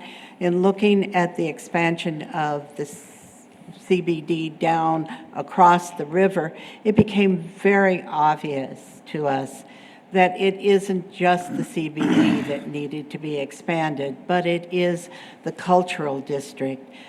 I don't know how many of you have driven down in that area, and it's the area marked by that dark red line, but the small clusters of bungalows or homes in that area, the small commercial that is developed along with the large commercial. It's right next to Fort Concho on part of it. It's an area of the city that is absolutely wonderful. There's no other way to put it. And it's in danger. Slowly, there's different kinds of commercial that's creeping in. There's different approaches that are creeping in. And nothing within the use ordinances that we have now really addresses unique areas of the city. It just doesn't. It wasn't constructed that way. And very similar to what we did on the Coliseum is looking in this case as a cultural expansion within that area and having the underlying zoning, and then there is this overlay that goes on top of it that is directed at each of those individual small neighborhoods to help secure them, keep them from being developed in a way that doesn't benefit the neighborhood, the neighbors, or the city itself. And so we have a fairly short time frame. We're looking at bringing something forward in a month to 2 months to City Council. So we're going to concentrate on this. We're going to do a working group. We're hoping to do a working group to get input from a lot of different areas. And just digressing for a minute, I walked the streets, drove the streets Saturday and Sunday. My husband and I went up and down. We ended up talking to a lot of people because there were a lot of people out on the street. There were a lot of people having individual groupings, talking as we walked by, and every single one of them, they asked, "What were you doing? What are you doing? You are different. I've not seen you in our neighborhood before." And so which made me feel really good, as we were talking with them, I got a lot of positive feedback and a lot of people worried about what's going to happen to their area. They have felt like their area has kind of been ignored in the past, particularly over around Bird, if you're familiar with that area. Mm-hmm. They've really been concerned about what's going to happen there, and yet it's a wonderful area. And so I got a whole lot of comments from people, and I'm filtering through those. But our hope is to bring forward from that working group an overlay district that uses the zoning and then adds a framework on top of that that helps guide future development in this area and helps provide incentives as far as like looking at the Bird. One of the things that I heard from a number of people up there was we need more of these small bungalows being turned into short-term rentals. It would, it's a block to walk across the river. It's very close to the downtown. And they saw that as a positive. I didn't get negative feedback from anybody that we talked to. So over the next month to 2 months, we're going to work very hard on it and bring it forward, and hopefully we'll do something really positive for the city. And that just gives you, without the benefit of the zoning, the area we're talking about. It looked large to me up there when I was walking it. It's not that large. They're very small blocks and very compact. I just want to clarify as you're going Yeah. through this, Sherry. Yeah. The boundary of this area, obviously, the east, south, and west are the red lines that you've delineated. The river The river itself, would be the yes. north? Yes. Okay. Okay. Sherry, this might be a silly question, but up where the red line hits Allen and goes towards Rio Concho, why didn't we just loop it over? Is there a reason? What's over in that little? Oh, this is a very fluid line right now. Boundary. It was actually drawn before, I've already talked to Aaron. It was drawn before I went out there and walked, and so, yes, I expect that it's going to change. Okay. Okay. Excuse me.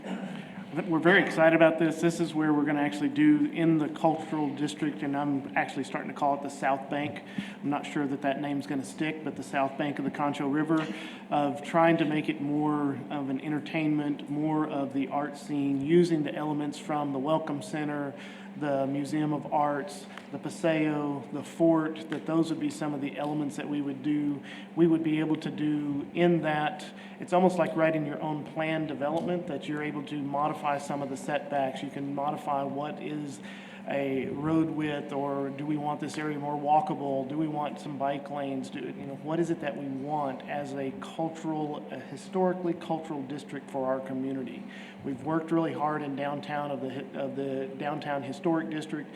We've got some design things as the downtown design, but this really gives us that opportunity to write the rules of what we would hold people to.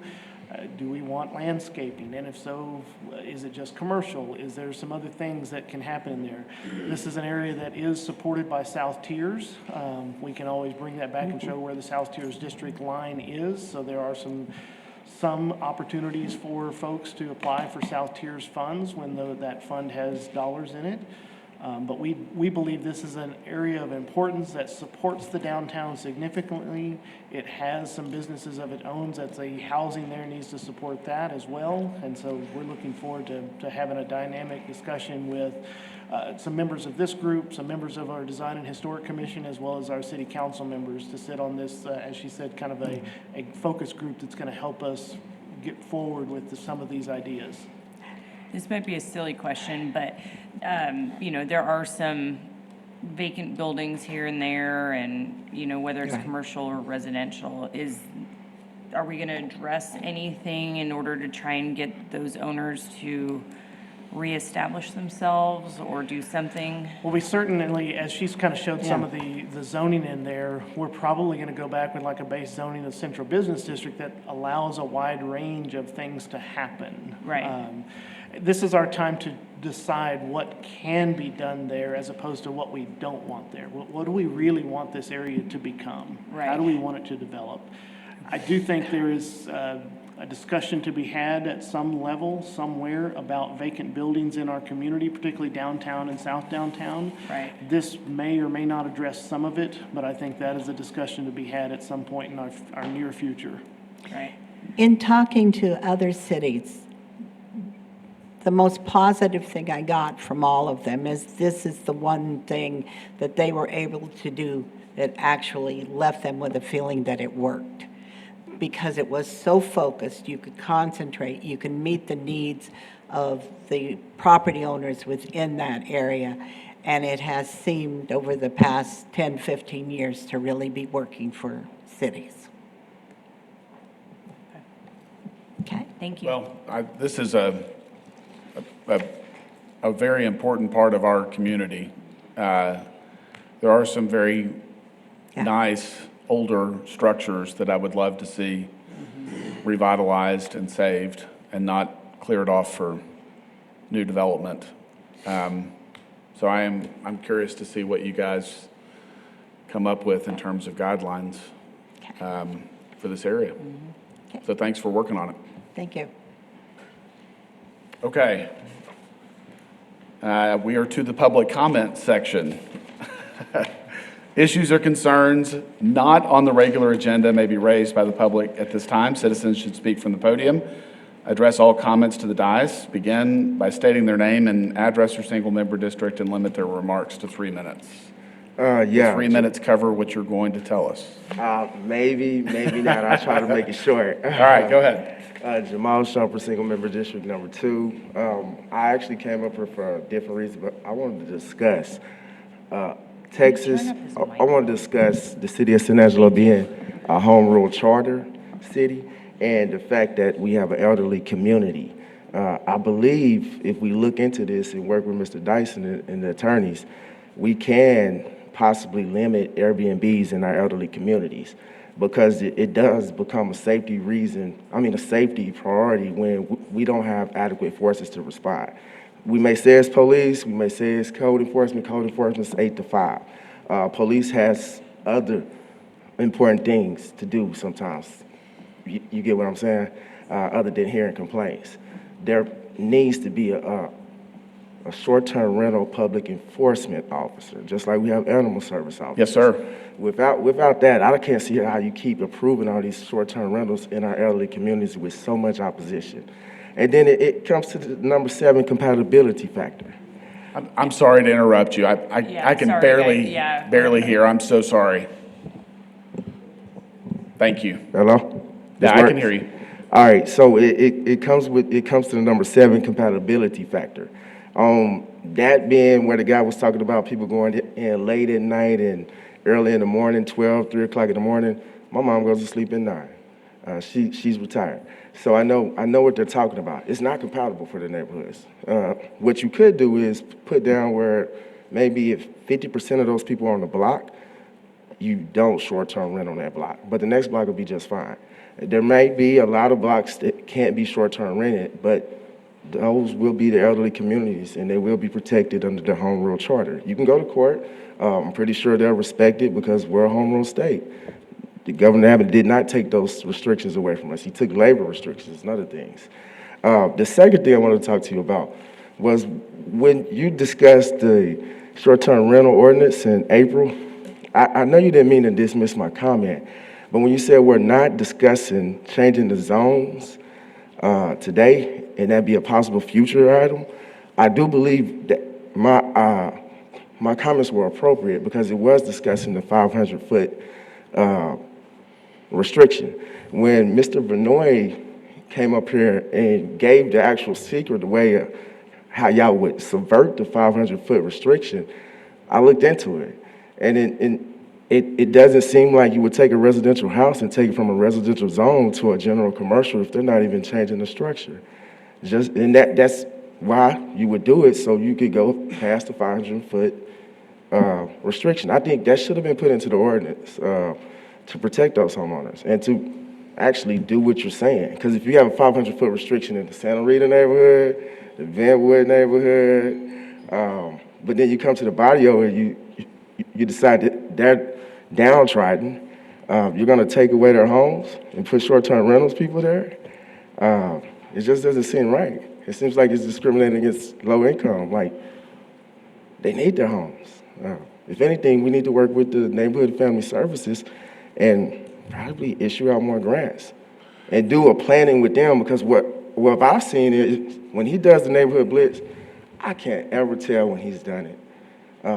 It's probably like he's picking random houses, which is why I put in a Freedom of Information request, because I wanted to see if he's actually lining up the ones that are perfect for the city. Like right off of the loop, when we're traveling into town, I go to Dallas often. I go all the way to East Texas, Marshall, Shreveport. I travel a lot. When I'm coming into town and I want to go to Walmart, I'm seeing a lot of downtrodden houses right off of that area in which he's working in. If y'all work together, maybe a lot of those people in that area will get the resources they need. You've touched on a couple of issues that I want to address. Number one is the ordinance and the separation, and what I would generally describe as fair and equitable. And so in my position, my colleagues may disagree with me, but I think when we pass an ordinance, it's important to be fair and equitable with that ordinance. So there are, as I mentioned before with one of the cases, there could be extenuating circumstances that we have to consider if we're making an approval of a short-term rental or a denial specifically because of some specific circumstance with that property that's different than anything else that we've seen. Otherwise, we've passed an ordinance that has separation distances, and I understand that folks are going to come in and be upset about having a short-term rental across their street, not in my backyard. There's been a lot of opposition like that. But how is it fair for us as a planning commission to deny someone because the neighbors on that block said they don't want it in their backyard and allow it a block over or a few houses down? That's not being fair and equitable to the applicant that wants the short-term rental. So it's also very difficult for us to enforce policies if we're not fair and equitable about the way that we enforce them. And so obviously this morning we had some folks that came in are pretty upset about the short-term rental that's going in close to them. How are we fair and equitable in applying the ordinance that's been given to us if we don't approve that one, if we don't see any extenuating special circumstances that prevent it from being a short-term rental? And then your second point, which I couldn't agree with more, is enforcement. And we need enforcement. I think Aaron and the staff have been focused on enforcement. They've talked about bringing a dedicated person in to handle short-term rental compliance and enforcement going forward. That is the most important aspect of adopting the short-term rental policy that we've got. We have to enforce it if it's going to do anything. Otherwise, I feel like we're wasting our time talking about it. And we've got a lot of folks that have tried to circumvent the system and not apply. And I think that the city is beginning to work through those lists and do all that they can to force them into compliance. So there's life safety issues, there's revenue from hotel occupancy tax that the city should be collecting if someone's operating a short-term rental. And it's just, it'll be a difficult task, I think, to begin with, to get all of these short-term rentals into compliance, but I think it's a very important aspect of the ordinance. Well, the enforcement is a money problem, and that comes from above. If you tell city council stop spending all our money on these projects that think it's important, maybe it can happen. Well, it is a money problem, but there's money to be generated from enforcing the code, not just by fines and penalties, but by collecting hotel occupancy tax. If someone is operating a short-term rental in this community and not paying the local hotel occupancy tax, they're in violation of our ordinance, just like anywhere else in Texas. So at a minimum, we should be collecting the hotel occupancy tax. That's a lot of revenue for the city. And that probably alone, just that action alone, supports a position full-time for someone to go in and deal with it. Well, that's the problem. The city won't even put the money to hire somebody for it. So y'all have to I use think the resources are there. Yeah, well, I think we're kind of getting into a discussion rather than just public comment. No, it's okay. Yes, we could talk after, Mr. Stribling, if you like. Yes, sir. But, yeah, Okay. That's just a comment I had. Thank you. I completely agree with the enforcement, though. Yeah. Thank you for your comments. Thank you. All right, anyone else wish to speak? Hi, my name is Mary Coolman. I'm in District 6. We have the short-term rental at 3034 Old Post. And we were told that we were going to do renewals the first year and then every 2 years after that. But what I heard here was it's every year. So did that change or? Yes, it did. Okay, so it's every year. Yes, ma'am. All right. And then the other thing was we had an instance at our short-term where one of our guests destroyed our house. She destroyed like $12,000. We were the ones that called the police. Well, let me go back. The police that called us at 11:30 at night and told us that there was a broken window and we didn't really know what was going on. We have cameras at the house. But anyways, so we asked, should we come up there to take care of everything that's going on? They said no. So they told us to come in the morning. So in the morning, we called the police to come with us to make sure that, we could go in. They wouldn't let us in. They were telling us that we needed to go to the JP, get an eviction, so forth. So I called the JP's office, and they said, yeah, you can go in. You can not touch anything, but go in and see what's going on. Well, when we went in, the house was destroyed. Right. And so, so we went back to the JP's office. The judge talked to us, and he told us, you can go in there, change the code, and put a sign on the door, tell them that they've been, terminated, the contract has been terminated, and take their stuff out and let them know where their stuff is. So we did that. I want to see if there's any way that we can educate the police on what needs to be done. Because we sat there for like 2 hours talking to the police, trying to, hey, we need to get in our house. We could not rent the house from the time that we, told her, hey, this is it. It took us a week. We had to redo bathrooms. We had to redo flooring. We had to redo, she pulled wires out of walls, all sorts of stuff. Yeah. And so she hasn't paid anything. I think that the police need to be educated. I think the audience, whenever we come in here, the audience needs to be educated. That way we can avoid that man coming up here and, saying that STRs are no good. We had a whole year of renting, never had a problem, one person. Right. And we were the ones that called the police and told them, y'all need to go in there and see what's going on with this lady. So another thing that I wanted to ask is, can we get a copy of the letter that is mailed out to the neighborhood? I'd like to see, what it is that said, because even though we haven't gotten any opposing, as a matter of fact, we know all the neighbors and everybody's really sweet. I'd like to do that, and then get a copy of the homes that are approved as STRs in our neighborhood. Okay. I think the staff can certainly help with those requests. Okay. That's all I have. Aaron, are you good with those? Okay. And thank you for the note on educating the law enforcement folks. I think that's Yeah. part of the learning process that we, So the judge told us that he has an STR. okay. And he he knows the rules and everything, and he's like, this is like a hotel. Yeah. And the police think that it's a rental. Right. And that we have tenants, and we don't. We have guests. Okay. And so, yeah. Thank All right, you. That's all. Thank you. All right, anyone else wish to speak? You have some? I wanted to talk about that Concho, on Christopher Road. I think we've already covered that case.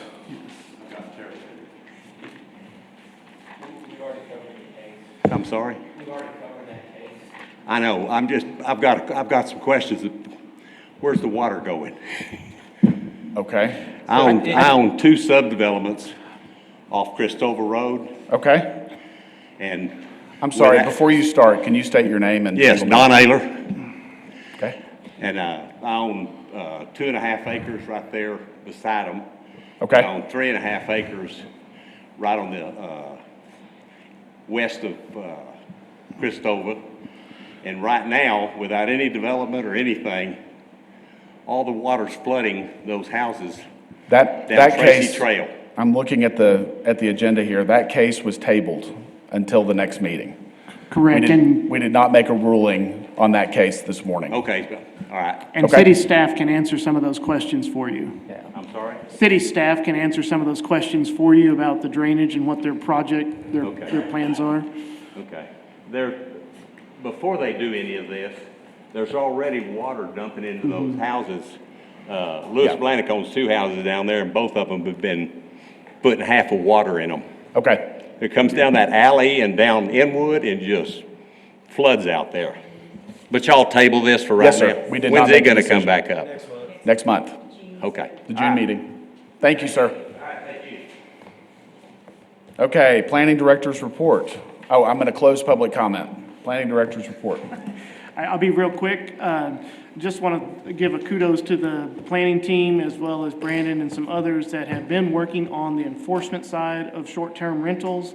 I really want to shout out to Ray Lineberry. She has worked very, very hard, and with the group that came through today with renewals, they all paid their back hotel occupancy taxes and came into compliance.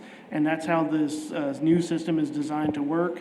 And it brought in over $15,000 worth of hotel occupancy taxes in this month, just for those that are out of compliance. And that, you see, that's kind of a short list there. And so you start looking at that and on the magnitude of short-term rentals that we have, I believe over time, we're going to be collecting more and more hotel occupancy taxes and getting more structures into compliance. So I just want to say congratulations, team. Y'all did a great job. I know finance great was a part of job, that. guys. Brandon has been a part of that as well, of helping word some letters to folks. And we actually have another meeting this week of what's our next steps for enforcement. Okay. Follow-up at administrative issues. Announcements and consideration of future agenda items. The next regular meeting of the Planning Commission is scheduled to begin on Monday, June 17th at 9 a.m. East Mezzanine Meeting Room, City Hall at 72 West College Avenue. Adjournment. Are we going to, we had two comments about short-term enforcement officer or anything like that. Yes, ma'am. Is that something that we need to have conversation over? Is that something the city council has already considered? Well, city council, as you know, was very positive, I believe, in not only in the new ordinance, but as well as going through with some kind of enforcement actions on short-term rentals. Myself and my assistant director have been looking at our department and our staffing needs and trying to see if we can do something in-house or not. We have also placed through the budget process this year a request for a full-time employee to do short-term rentals. That does not mean it will be granted. That all comes down to dollars, and we all understand that. But we are looking to see how we can be creative in working enforcement. And as I mentioned before, our city staff has actually taken an active role of when somebody comes in for renewal, checking very strongly, have they actually done what they said they were doing? Have we got any kind of issues? We've made better connections and relationships with those departments that can give us information. And then we are going to continue to partner with finance and legal on items of, this one hadn't come to us at all. It's just sitting out there. We know it's on a website. We know that they're doing something. We see that they're maybe paying state taxes, but not the local taxes. And so we will continue to be active in enforcing, to the best of our ability, any actions on them. No, thank you. All right, anyone else? Do I have a motion to adjourn? Second. All right, we have a motion and a second to adjourn. All in favor, say aye. Aye. Opposed? 5-0 at 11:10. Thank y'all.